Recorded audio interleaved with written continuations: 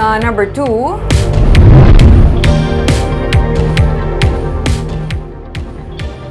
magapasakas ang reklamo ang katapos ang LGBTQ+ batok sa menor de edad nga naghatag sa iya sang tubig halin sa turugban sa isa ka bike race. Ginapagkamalaot naman sang organizers ang ginbuhat sa mga kabataan nga wala man sang labot sa kompetisyon. May report si Romeo Subaldo.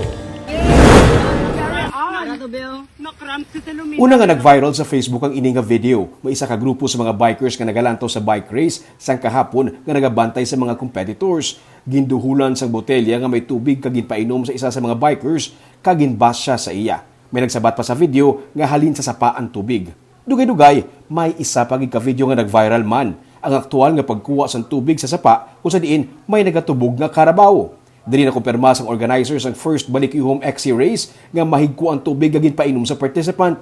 Suno kay Roseller Jojo Ramos, giliw nila nga gin-contact ang tatlo ka mga kabataan. Isa lang ang nagsabat kag nag-ako nga iya mga kopdanan ang nangsasko. Sa kainit sa ginhimo nga pagsasko, kag gin-post pa sa social media, suno sa kay Ramos, desidido ang ginsaskuhan nga magpasaka sang kaso. Mothers ang nagpainom gid na reach out na siya Sa inyo? sa victim. Sa victim. Sabi. No, amo na try man namon tawag at sila mapabarangay na lang kami kasi siya masettle guro basi mapasaka di kaso ang biktima. Nagambal siya, sir, may plano siya mapasaka kaso? Yes sir, kay tidogin sa squad siyang lain lang sir kay din kagawan pa bila. Naging post pa gid siya. Ang inuy sa mismo nga nagpainom sa tubig sa participant ang nakikangot man sa biktima para mahusay kag natala na sila nga mag-atubangay sa barangay. Pero may tao kutuyang ang gibutang as marshal. Kaya hindi na gid siya nila sir, hindi gid siya mamati. Inaplay ang mga rowdy gid siya. Ang mga karabaw. So pinapanghaboy nila para hindi matindog masaylo ang karabaw. Mayo lang bala kun pagtindog sa mga karabaw ay biker malabay.